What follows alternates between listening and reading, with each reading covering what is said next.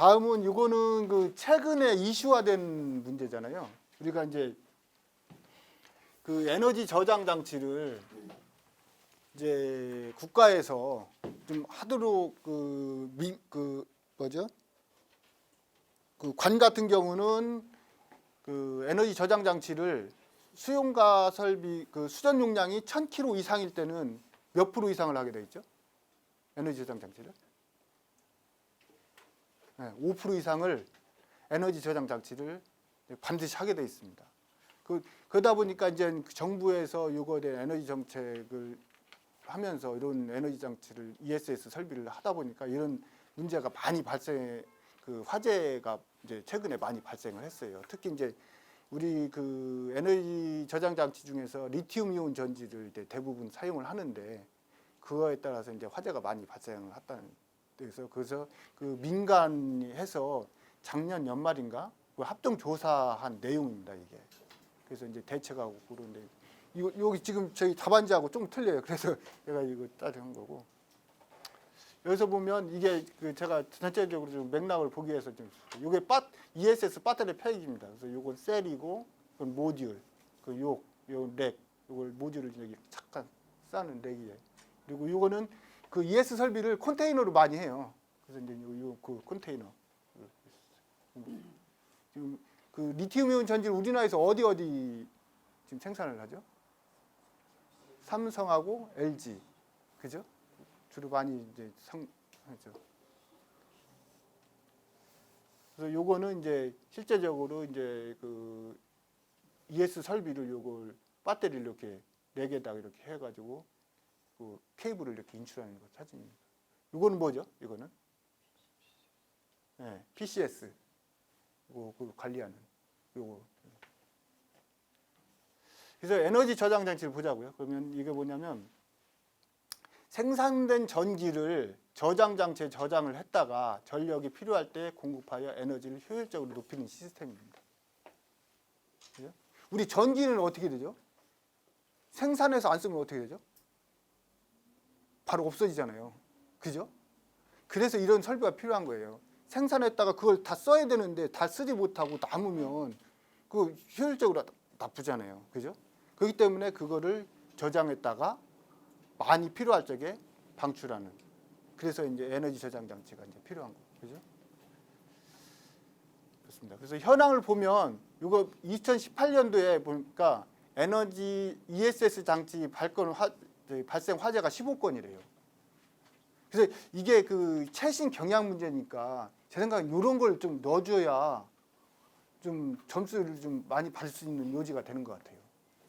그래서 이제 발생 화재가 15건이고 2018년도 하반기에는 그 잦은 ESS 화재 사고로 인해서 정부에서 안전 진단을 받지 않은 시설에 대해서는 사용 중지를 권고하고 있다 하는 내용이고, 그리고 최근에는 그 안전 사항의 이유로 허가가 어렵다라는 내용입니다. 이거 그 ES 장치 개요입니다. 여기 보시면 여기 그냥 PCS가 있고 BMS가 있고, 그죠? 여기 배터리 저장 장치가 있고, 여기 EMS가 있고. 이거 제가 그 인터넷에 찾아보니까 이게 어디서 제가 발치를 했냐면 전기 안전공사에서 이거를 교육 자료로 있더라고요. 그래서 제가 그거를 좀 발치를 했습니다. 보면 여기 각각 구성 요소에 대해서 보면 BMS, 배터리 매니지먼트 시스템입니다. 그래서 이제 배터리 상태를 이제 모니터링해서, 그죠? 하여 최적의 조건에서 사용할 수 있도록 하는 시스템입니다. 이제 PMS는 파워 매니지먼트 시스템으로서 그 에너지 저장 장치를 효율적이고 경제적으로 운영할 수 있는 도록 제어하는 시스템이다. 그리고 BPU입니다. BPU는 배터리 프로텍션 유닛. 그래서 배터리 보호 장치다. 이렇게 보시면 되고, 그리고 PCS는 파워 컨버션 시스템으로서 ESS 시스템 내에서 전력을 입력받아서 이제 그 배터리에서 저장하거나 또는 배터리는 저장된 에너지를 방출하거나 이런 역할을 하는 거죠. 그래서 이제 주파수나 전압, 그래서 AC에서 DC로 변해지는 시스템입니다. 되고, 그러면 SOC입니다. SOC는 State of Charge입니다. 그래서 이제 배터리 잔존 용량을 표시하는 척도고, SOH는 State of Health. 그래서 그 배터리의 이상적인 상태와 현재 배터리 상태를 비교해서 이제 그 나타낸 성능 지수라고 보시면 돼요. 다음에는 DOD입니다. DOD는 그 디스차지 오브 뎁스, 충반전에 대한 그 관리, 어느 정도 많이 방전이 됐느냐, 깊이가, 그죠? 뎁스가 그런 겁니다. 그래서 제가 이걸 썼다 보니까 이런 문제들이 10점짜리 나올 수 있는 문제가 아닌가라고 생각이 되더라고요. 예전에 PCS는 문제가 나왔었죠, 그죠? PCS 문제가 됐고 BMS는 안 나온 것 같아요, 그죠? 그래서 이런 같은 간단한 거 10점짜리 문제가 나올 수 있는 문제가 아닌가 생각됩니다. 그래서 ESS 용도예요. ESS 용도는 주파수 조정용, 신재생 에너지 연계, 그리고 피크 감축, 비상 발전 체계 이렇게 네 가지로 된 용도가 되어 있는데 이거를 하나하나 설명을 해드릴게요. 이건 주파수 조정입니다. 주파수 조정. 주파수 조정, 우리 한전에서 주파수 조정을 어떻게 하죠? 뭘로 조정을 하죠? 주파수 조정을 전력으로 조정해요. 그래서 우리 그 발송배선 PFQV 제어라고 아세요?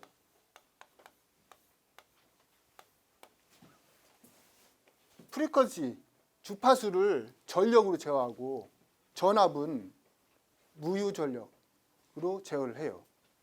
그래서 요거 같은 경우는 요겁니다. 요거.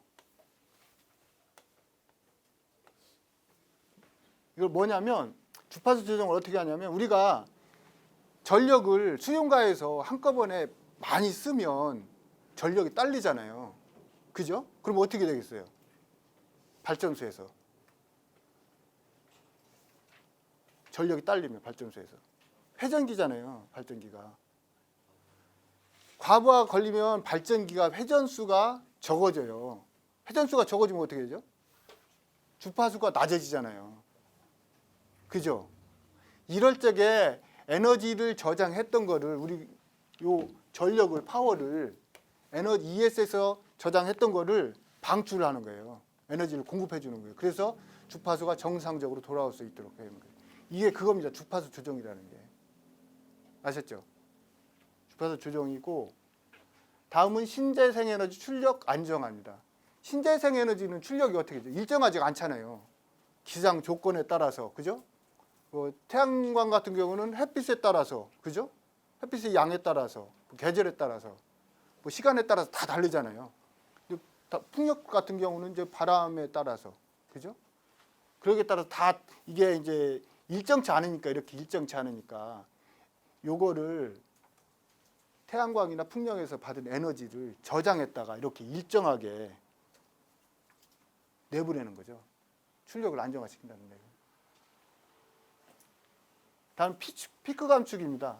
이건 뭐냐면 우리가 에너지를 그러니까 심야 같은 경우는 전력 소비가 얼마 없잖아요. 이런 때는 심야 같은 경우는 에너지를 한전에서 에너지를 저장을 했다가 낮에 피크 시간대에 그 저장한 에너지를 쓰는 거죠. 이때 피크 시간대 이렇게 방출하는 거죠. 그래서 피크 감축. 피크를 왜 감축하죠?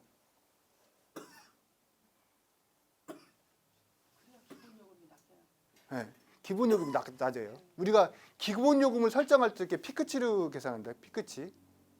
피크치로 해가지고 우리나라는 피크치를 몇 분으로 계산하죠? 네, 15분으로 계산해요. 15분. 나라마다 조금 다른데 30분도 있고 1시간도 있고. 그죠? 근데 우리나라 15분으로 계산합니다. 15분.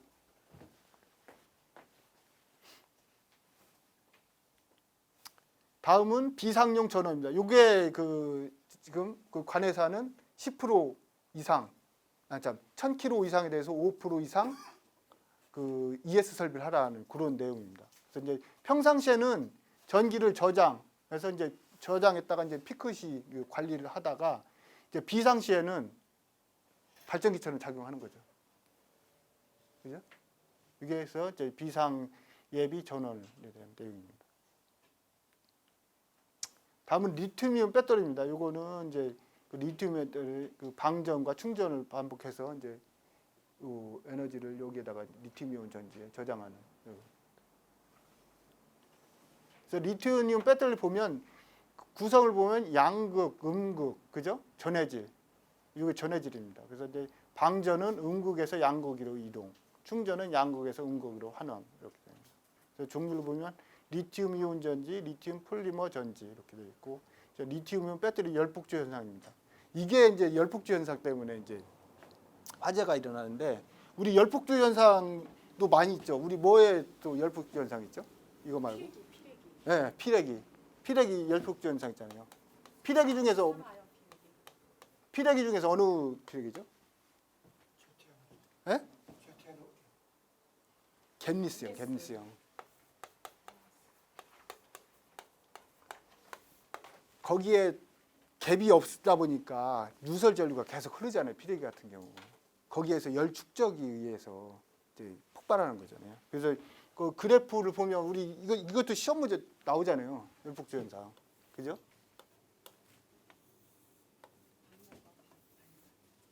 이런 그래프 많이 봤죠? 그죠? 이건 뭐죠? 발열. 아니, 그 피레기. 이건 뭐죠? 방열. 이거는 발열. 그죠? 여기 방열이 이게 적으니까 이 부분에서 어떻게 되는 거죠? 열 축적이 되잖아요. 열 축적. 그죠? 열이 발생하면 방열을 시켜야 되는데 이만큼밖에 방열 못 시키니까 나머지 열은 어떻게 돼요? 축적이 되잖아요. 축적. 그래서 계속 축적이다 보니까 나중에는 이제 폭발하는 거예요. 이것도 똑같아요. 그래서 그게 주인데, 여기서 보면 열폭주 현상을 보면, 그래서 배터리 열폭주 현상입니다. 그래서 열적 요인, 여러 가지 요인이 있어요. 열적 요인, 기계적 요인, 전기적 요인, 설계적 요인, 공정적 요인에서 열폭주가 이제 발생해서 그러면 압력이 증가, 그죠? 압력이 증가하고 열에 의해서, 그죠? 그래서 가연성 전해 물질 기화 및 분출이 되고, 이제 착화에 의해서 이제 배터리가 가열이 된다. 그죠? 가열돼서 화재 확산이 되고, 또 이 화재 확산에 대해서 인제 배터리 가열이 되고, 이제 급격하게 화재가 확산한다 하는 내용입니다. 그래서 온도 상승이 역학적 과정에 의해서 열폭주 현상에 대한 내용입니다. 온도 상승이 역학적 과정에 의해 에너지 방출을 증가시켜 온도 상승을 더욱 가속화시키는 양성 피드백 현상이다 라고 보시면 돼요. 다음에 리튬 이온 배터리는 그러니까 230도씨 이상이면 외부 저항 없이도 그 자연 발화가 가능하답니다. 이런 내용이고, 열폭주 현상으로 있어 이제 화염이 발생하잖아요. 그러면 보면 그 일산화탄소하고 아세틸렌 유축가스가 많이 발생을 한다고 합니다. 그리고 1분간 이런 화염이 발생하면 막을 방법이 없답니다. 이건 방법이 없고, 그래서 ESS 화재는 열량이 매우 높아가지고 2시간에서 8시간까지 연소한다.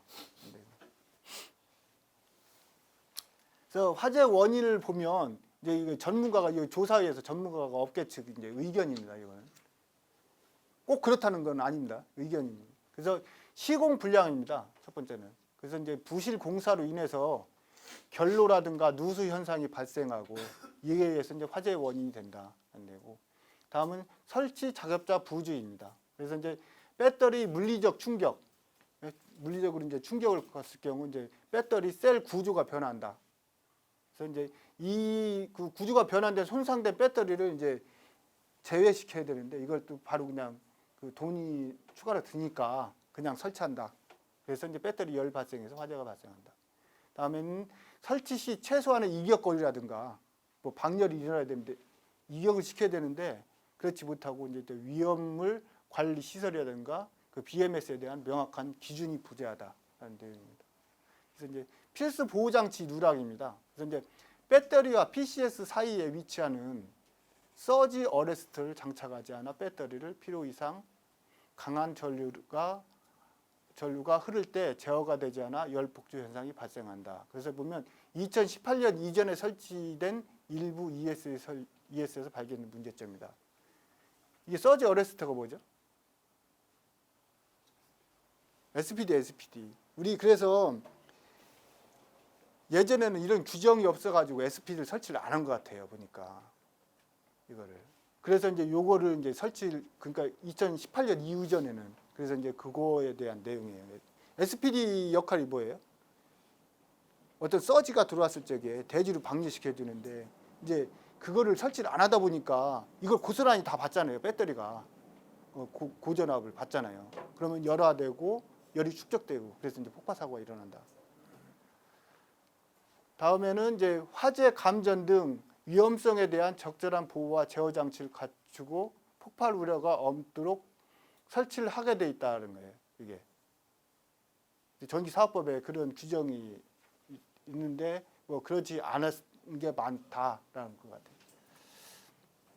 그리고 BMS의 결함입니다. 그래서 BMS 자체 결함으로서 이제 화재라고 있고, 그래서 BMS는 ESS의 전기가 과도하게 충전되거나 열이 발생하면 사전에 이제 이걸 파악해서 각종 제어 장치를 보호하는 역할이다. 그래서 이 결함으로 높은 배터리 충전 상태 유지로 인한 그죠? ESS 과열에 의한 화재가 발생한다는 의견이다.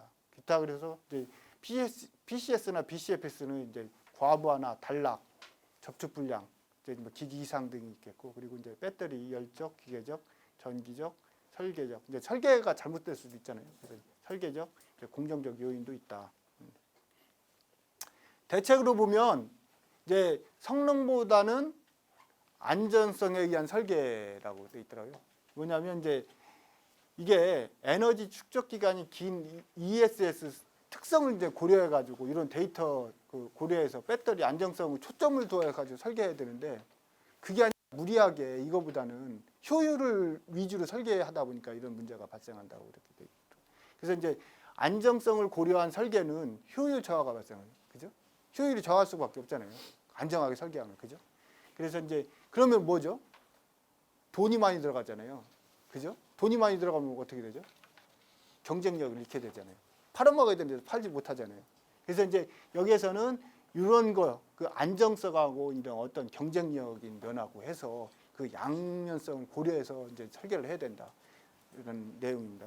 저희도 이제 이거에 대해서 이제 해외나 이렇게 팔아먹어야 되니까, 그죠? 수출하고 그래야 되니까 그런 걸 설계를 해야 된다는 내용이고, 소방 시설을 강화한다. 그래서 이제 태양광과 ESS가 결합된 이제 융합형 같은 모델 같은 경우는 소방 안전 등에 대한 국가적 차원 기준이 미비하다.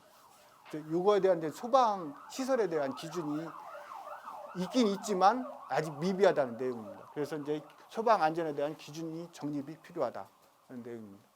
다음은 이제 ESS 설비가 이제 컨테이너는 아까 컨테이너 보여줬잖아요. 이제 컨테이너 설비를 하다 보니까 컨테이너 같은 경우는 소방에서 특정 소방 대상물이 아니랍니다. 그러다 보니까 소방 시설이 안 들어가잖아요. 돈이 들어가니까 안 하려고 할 거 아니에요. 그죠? 그래서 이제 지정되지 않아서 이제 면적 기준이라든가 또는 이제 전기 용량 규모별로 소방 시설을 할 필요가 있다. 기준을 할 필요가 있다는 내용입니다.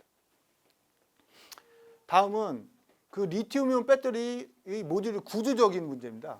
뭐냐면 이제 모듈이 금속 재질 커버로 덮여 있답니다.